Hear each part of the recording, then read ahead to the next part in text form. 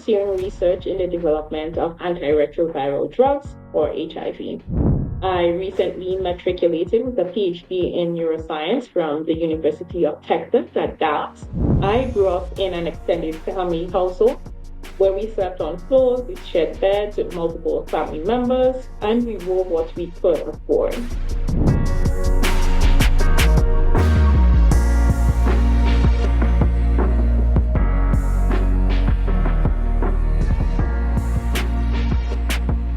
Welcome, everyone. My name is Timon Thomas, co-founder of Global Ed Recruiting Agency, and I am speaking today to Dr. Shevon Alexander. She is a research scientist in immunology, and I'm very excited to have this conversation with her. I think she has a very interesting story to tell, and I'm excited to have her tell that story with you today. So welcome, Shevon, and thank you very much for being here. Thank you for having me, Timon. All right, so before we got into this conversation, I asked you, I said, hey, Shevon, can you send me a bit of information exactly on what you do and so I can understand who you are? And I read a bit of it, but it wasn't necessarily the full extent of all of the things that you have done and who you are as a person. So can you first introduce yourself and tell us who you are? So, as Timon said, I am Shevon Alexander. I am currently a research scientist in immunology at a medical facility, and I am pursuing research in the development of anti-retroviral drugs or HIV. I recently matriculated with a PhD in neuroscience from the University of Texas at Dallas, and I am awaiting my coding ceremony in May. I am also a proud mom of a 12-year-old who has been one of my biggest motivators. I grew up on the beautiful island of Grenada in the community of Pearls St. Andrew. And I am also a product of one of the most well rounded schools in Grenada, SAS. Well, I think I'll start from the very end because I am also a product of SAS, and we have a great sense of pride in that school and the people that that school has produced. So I think we do share that in common. You mentioned the fact that you have a daughter, and she's your inspiration. So how would you be an inspiration to your daughter because of what you are doing right now and achieving? I think me being in this position and her seeing me excel every day, that also motivates her to study, that also motivates her to want to be at the top of her class. And she's doing that quite very well. So I think people, she having not having to look that far for motivation is what I'm here for. And I'm excited that I'm able to do that as a mom. That's great. That's great. That's great. So you said that you grew up in Grenada. Can you share a bit of your experience growing up in terms of how you think it shaped you and your work ethic, your curiosity for academics, your curiosity to accomplish great things? Do you see anything in your past that you think, you know what, this really prepared me for this moment? Very interesting question, very relevant as well, because growing up really shaped all of my outcomes. So it's a long story, but I'll try to be short. Growing up in Grenada was never any fairy tale. I grew up in an extended family household where we slept on floors, we shared beds with multiple family members, and we wore what we could afford. We learned to survive on whatever little that we had. And being the child, sorry, of parents who never finished high school, I was always determined to change that narrative. So, growing up in that extended family household allowed me to learn from my cousins. So, while they were learning their ABCs at 3 and 4, I was always in the midst, right there, learning as well. So, at 2, I was able to speak fluently, and I was put into preschool at an early age because of the maturity I was able to gain of having that extended family household. Um, so, I noticed very early that I was a very gifted student and I was able to manage to make A's without even having to study. So, what I would do, I would listen very well in class, and I was always a good listener. So, just paying attention in class, being able to absorb the information really helped me. So, I didn't have any study ethic at an early age, but I was able to perform very well in my common entrance exams. And that landed me a scholarship that would pay for my bus and my books throughout my high school. So while this gave me some type of independence, unfortunately, I had some neglect as well. So fast forward to living on my own in Form 4, which was adjacent to my grandparents. I was practically raising myself. I was scared, but instead of coming home early, what I did was bury myself, studying in the library after school, teaching my peers, studying with them, and just explaining concepts. And that helped me to not only understand better, but also to pass the time quickly so I would have less time to go home and be lonely and just be absorbed in my problems before going to bed. So that routine continued from Form 4 actually, and that went undiscovered for over a year. But all of these hardships, they only fueled me to be better and to do better. I worked sometimes in tuck shops to earn my lunch, and I sought occasional rides from teachers, but I focused on the only tool that I had as my out, which was my education. And so I was able to graduate high school at the top of my class and among the top of the island for CXC. And then I had placed second in the CAPE exams in my first year at TAM-TC. I graduated with a degree in natural sciences and math with honors. And then I pursued a job in order to save for a loan to further my education. A dream which took me about 6 years of setbacks before finally being able to take that leap. So you said setback, and I do have a question about that. Do you really consider it a setback necessarily, or do you think that the fact that you had the opportunity to work, maybe to mature some more, to gain certain types of experiences, maybe to see things that you didn't even know existed, how do you see that as opposed to it being a setback? Maybe I don't know if you would consider it to be just an opportunity to grow a bit more. How would you consider that? Would you maybe think it was that time where you could prepare yourself for what was to come? Very good perspective. I would say honestly, it wasn't a setback. I was able to mature more. I was able to work a bit more to get more people skills.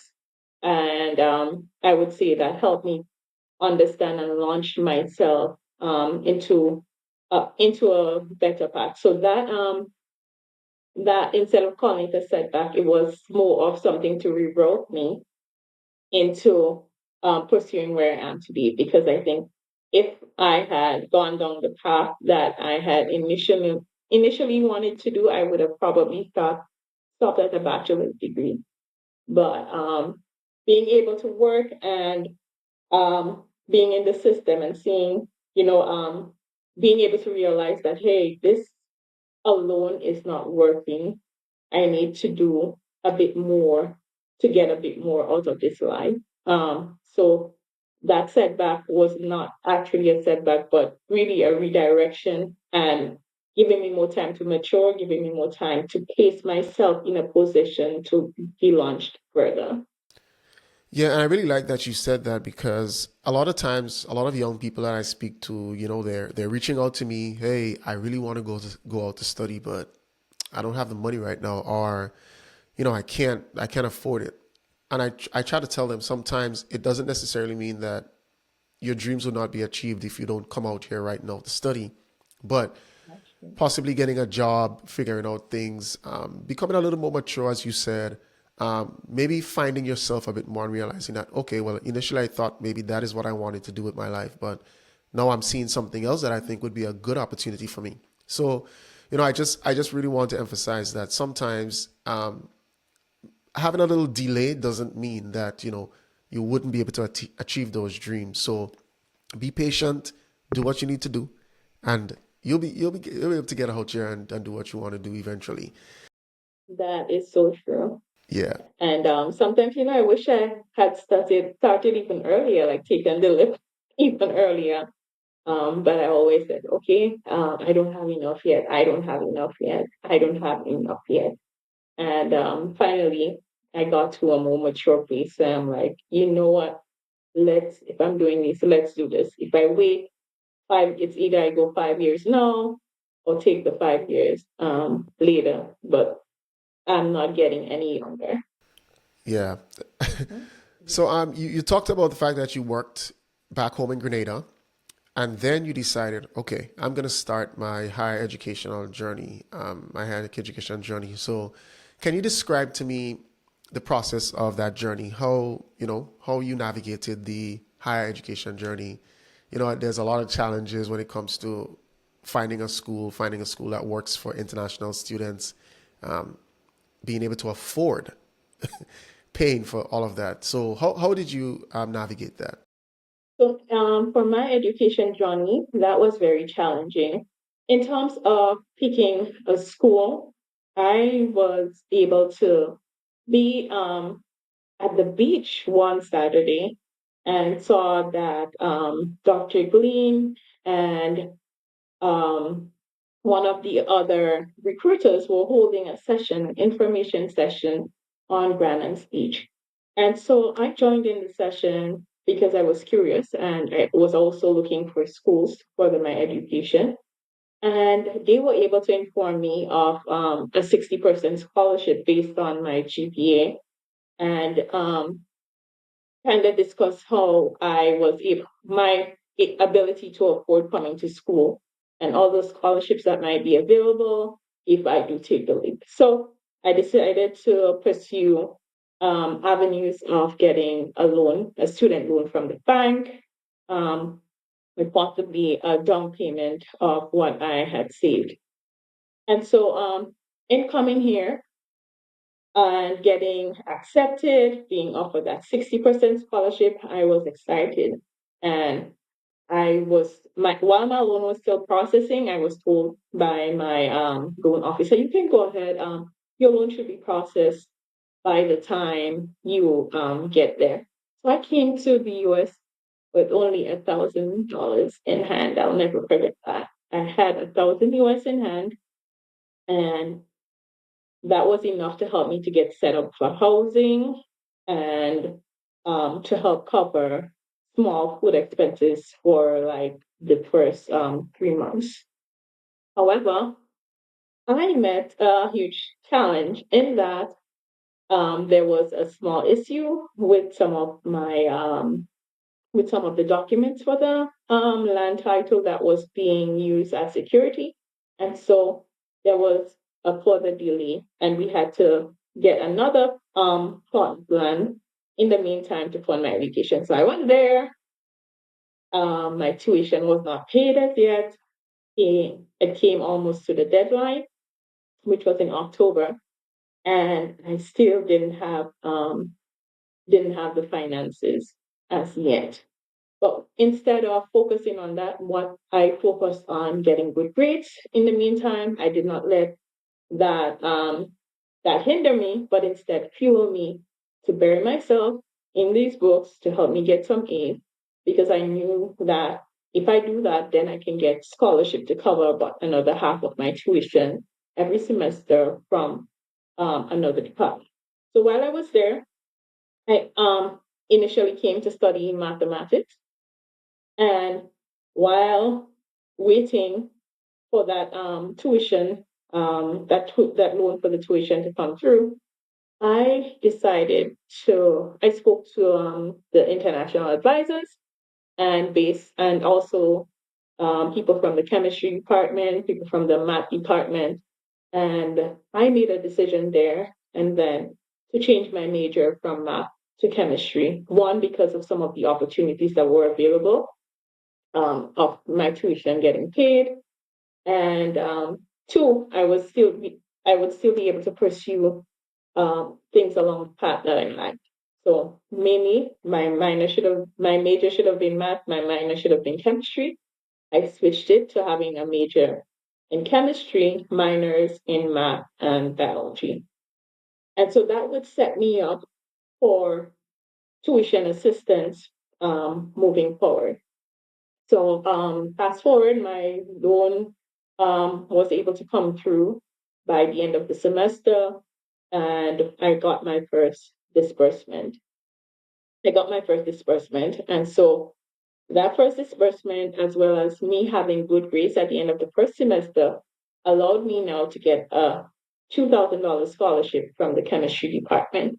And so that every semester, and so that was able to help me pay and reduce my tuition significantly going forward.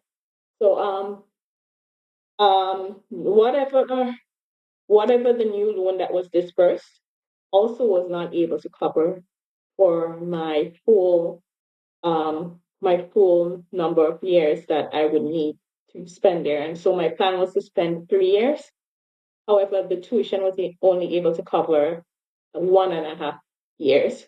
So it came to a point that that loan was completely absorbed by the tuition, and I had no other means of paying by myself. Fortunately, I volunteered with the Caribbean Students Organization as well as involved myself in other organizations while there, and that was able to help me to qualify for the Good Neighbor Scholarship, where my full tuition was covered for an entire year. And so I made that entire year my final year. I did about 18 credits to 21 credits in my last semester, and so ensured that my full tuition was paid, and I did not have to worry about paying anything. And so I was able to graduate at the end of getting that Good Neighbor Scholarship. And so that helped me and propelled me and gave me much more money than I'd even come with and planned for, and was able to manage by myself. So graduating out of Midwestern State University, which was that university at the time, I was able to also graduate with honors. And me being able to graduate with honors also placed me at the top of school that I applied for us to pursue a PhD. Also, part of my choice of pursuing chemistry um, is that there were scholarships available, full scholarships available for higher education to pursue a PhD. And so once I learned that, hey, you can get a PhD for free, you can, and I learned so that of all the opportunities available, I decided to make that pivot, which would one keep me on a path and help me to still pursue that passion, as well as guide me towards my goal, as well as help me to fund myself through my undergrad. Wow, that that is an amazing story, and I think there are so many things to take away from all of the things that you experienced. Because first, I hear uncertainty, not knowing, but you took that leap of faith. Like you did what you needed to do because you knew exactly what you wanted, and it wasn't necessarily the typical path that students would take. They would be a bit more reluctant to do something like that, where you would want to make sure that you secure all of your financing first before you even leave. And I think maybe because of the experiences that you had when you were younger, it may have given you that kind of fight and that drive to possibly pursue something like that, even with the uncertainty. And then your mindset of saying, I'm going to still do my best so that it puts me in the best position to win at the end of the day. I think that is a truly admirable story to learn of. And I know there are a lot of students who have similar challenges, they have similar obstacles. And for someone like you who have seen all of those obstacles and you've figured out a way to work around it, learning about resources that are available, taking the opportunity to research scholarships that are available, and doing what you need to do to reach the prerequisites for those. I think it's truly inspirational for those students who might be thinking, you know what, I'm not sure if I can do this because I don't have the $50,000 to start or whatever it is you might need in the beginning. So I think it's truly inspirational, and I'm glad that you shared that, because I think a lot of people need to hear that it doesn't have to be, everything doesn't have to be lined up perfectly, but you can definitely achieve things that are great, even if you have to take a little risk sometimes. It's truly inspirational. Yes. So one thing that I always kept in mind while I was doing that, I'm like, I kept telling myself, hey, you don't have to see the whole staircase. Just take the first step. And so this has been one of the mantras in the back of my mind that has kind of propelled me to pursue even in the midst of challenges. I know that it is going to come through for me. Yeah. Yeah, that's truly a great mantra to have. I really like that. So as I was saying, along the lines of the uncertainty, what would you say to an international student who, I mean, they have a similar situation to you? What advice would you offer them? Because it's, as I said, it's a situation where you're not sure, but you know what you want, but you're not sure how to get there. What words of advice would you have to offer those types of students? Okay, so if you know what you want, but you don't have the full means to get there, at least try to see if there's someone who can support you or pledge support for at least a year. If you have your first year covered, um, you should be fine. If once you come and you keep on track, you apply yourself and you make sure you perform very well, you would be able to access a lot of the educational resources that are out there. There are organizations out there that will sponsor you. There are many scholarships that are available, state scholarships as well as private scholarships that will be able to fund your way. So you come out here, you apply yourself, and you seek out resources, you seek out guidance from people who have come before you. You can really make it well and you can be comfortable out there and you can achieve your dream. All right, great advice. I don't think I need to add anything to that. So that was perfect. So your educational journey seemed to evolve over time. You first started off, as you said, doing math. Then you switched to chemistry. Then you did neuroscience, and then you're now in doing research in immunology. How did that happen? Like, how did that swirl happen?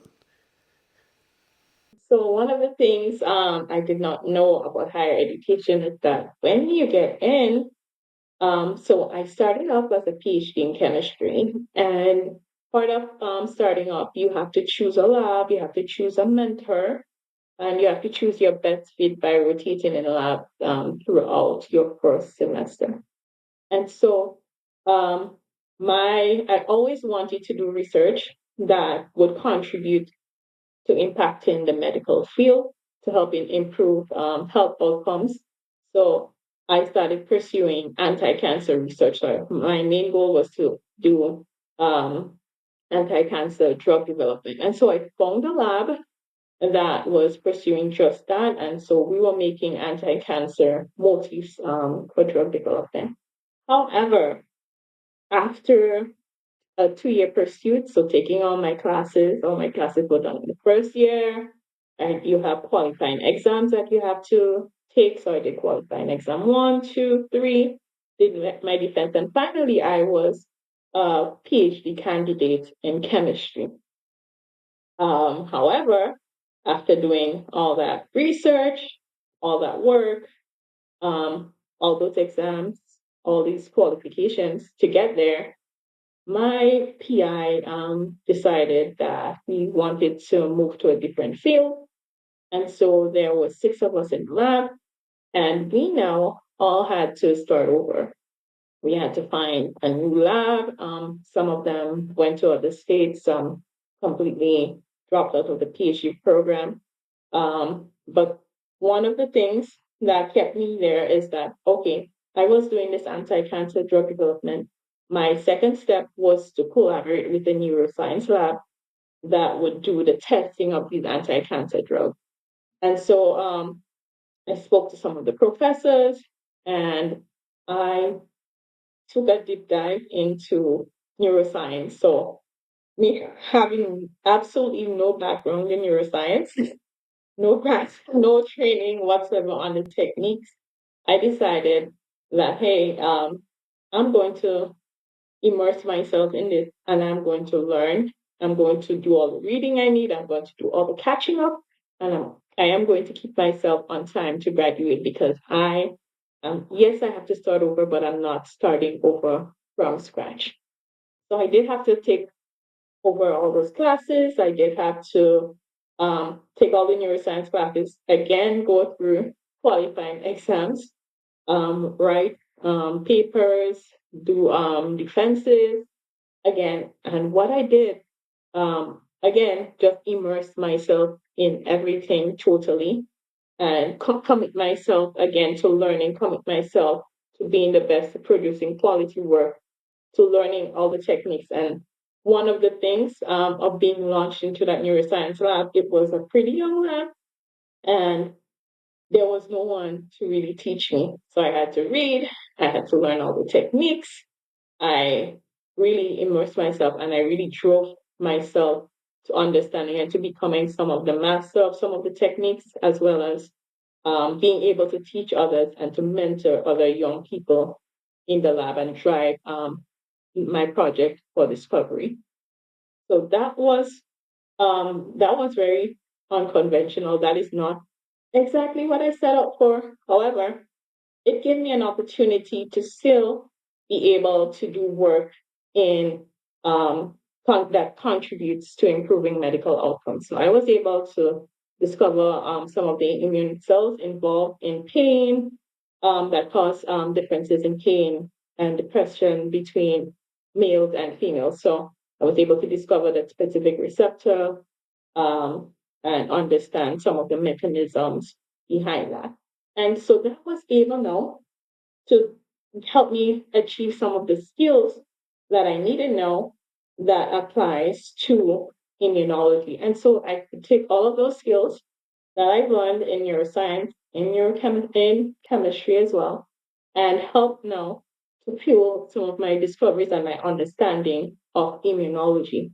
Immunology is just a smaller part, a more expanded part, essentially, of that immunology skills that I've discovered in neuroscience. So all my learning, all my education, I was able to take a part of that with me now and be able now to contribute to research, because all it is when you're a PhD student is learning techniques, is learning how to discover in science. It's your ability to self learn, your ability to teach yourself, and to propel yourself towards discoveries. And once you have these scientific skills, you can apply them to any area. So I do not have to narrow myself and say, okay, I have a PhD in neuroscience, I can only do neuroscience jobs. No, there's a wide array of things that I can do, a wide array of skills that I can sell myself on and still be able to contribute to the and to continue pursuing my original dream, which I'm still on the path of. Yeah, so something that you said too that I think is important to emphasize is the fact that people think that if I think, well, all right, as a student, this is what I want to do, there is just no other thing that I can explore because I said I wanted to do biology or I said I wanted to do chemistry and stuff like that.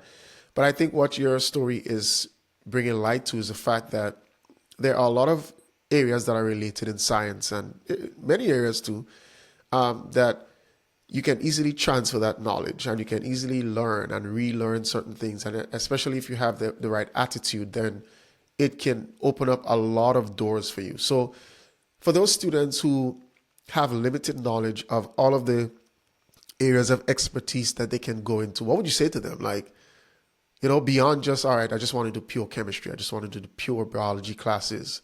What would you say to that student who's sitting in a high school class or a secondary school class right now and thinking, well, eventually I'll just want to do biology or chemistry? I would tell them to keep an open mind and also seek out all the avenues out there for you to apply your skills. Seek out all the different opportunities that are there or that align with some of the techniques that you have, because keeping a narrow mind only narrows your ability to progress. And so, if we look at the economy, a lot of things are kind of narrowing down in terms of some of the opportunities out there to land job. And so if you're able to take that one skill or some of those skills that you have applied and just kind of expand on that, instead of narrowing your focus and saying, okay, this is what I need to do. No, being part of my PhD program has given me ability to run a business, ability to, it's given me different communication skills that can be applied in probably scientific writing. So there's a wide array of things you can do with your degree.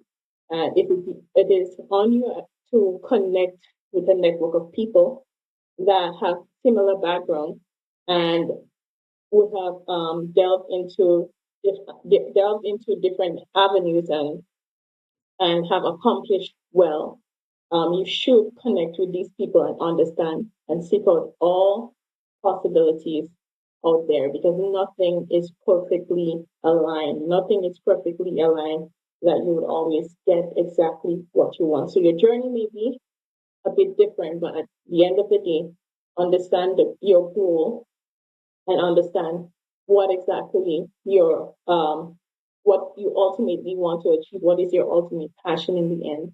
And anything that helps you to follow that, you should give it a chance. You should keep an open mind and pursue that. So we're not necessarily supposed to go into all of the technicalities of what you do because I said to you, I just want you to talk about just that journey and your experience and how did you get to the point that you are right now. But I was reading some of the work that you were doing, and you mentioned the fact that you're doing research into alcoholism and how it affects people and stuff like that.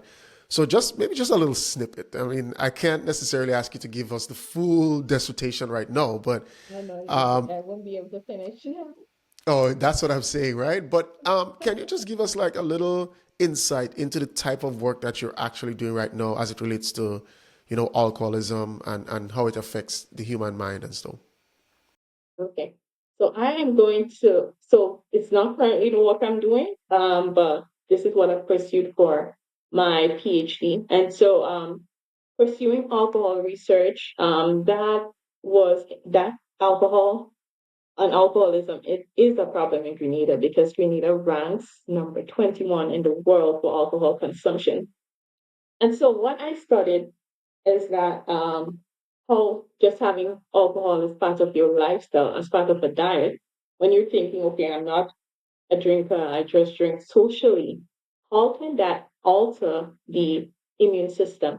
And so what I've discovered is that a casual consumption of alcohol for just small amounts of alcohol that can alter the immune system of males and females quite differently. And what it does, it predisposes um, males and females a little bit differently to conditions such as pain and other psychiatric disorders such as anxiety and depression.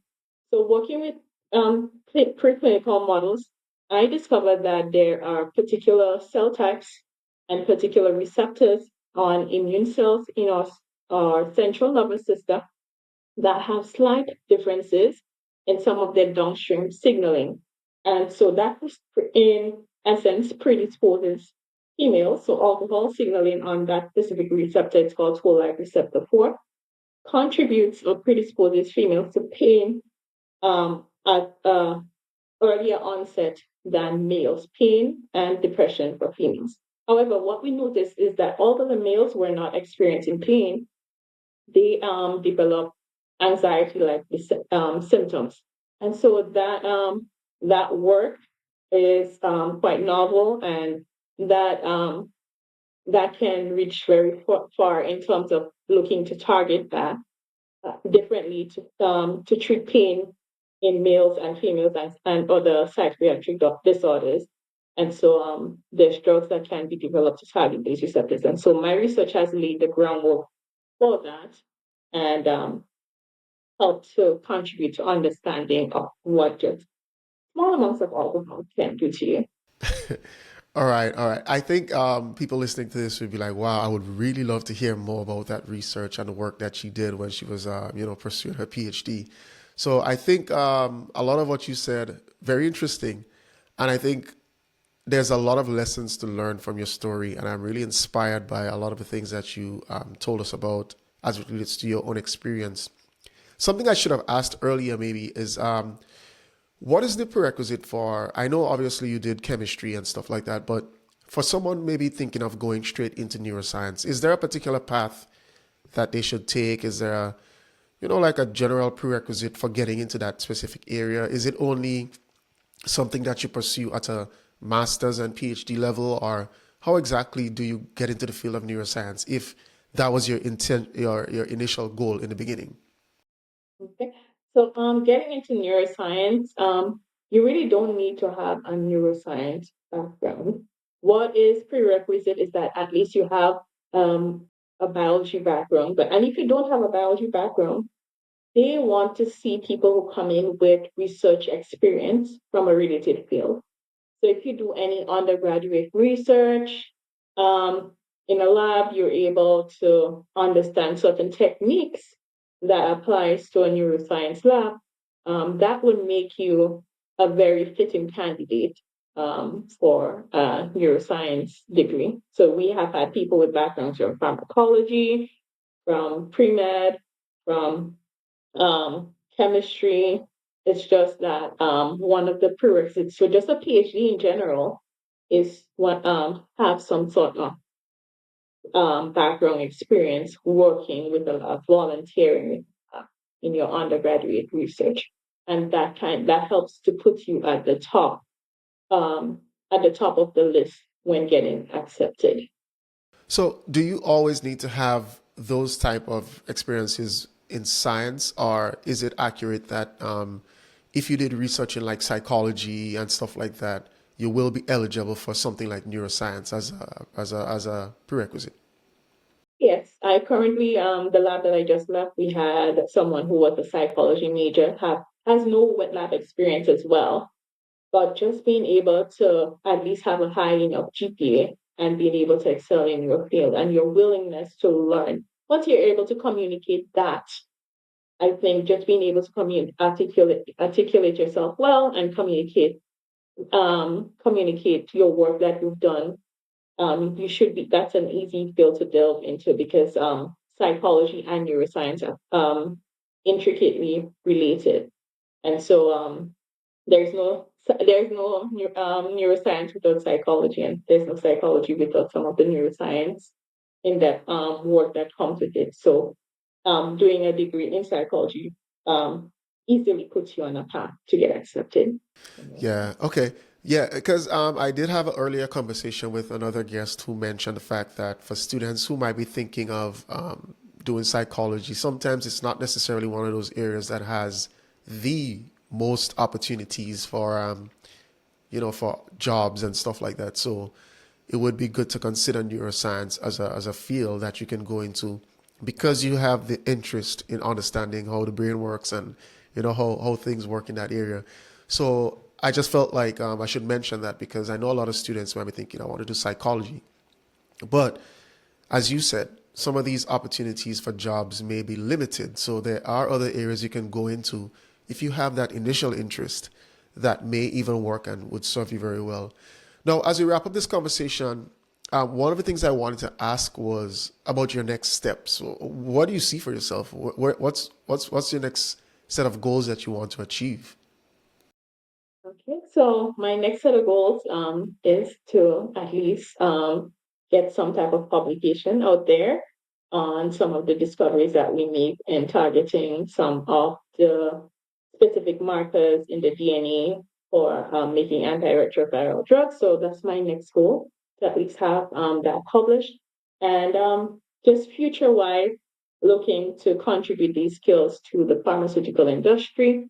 So, or even working alongside with the CDC drive to help drive prevention of HIV and other viral diseases.